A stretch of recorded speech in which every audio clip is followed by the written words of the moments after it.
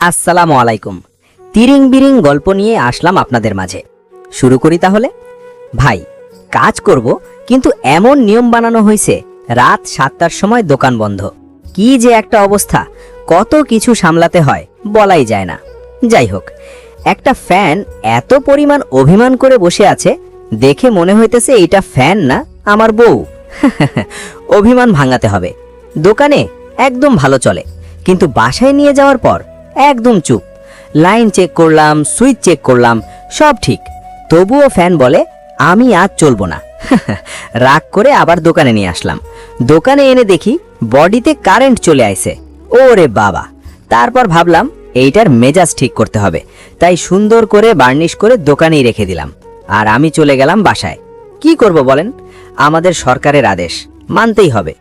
শেষ কথা, কিছু জিনিস থাকে যাদের মেজাজ বুঝে চলতে হয়, না হলে ফ্যানও বউয়ের মতো অভিমান করে বসে থাকে।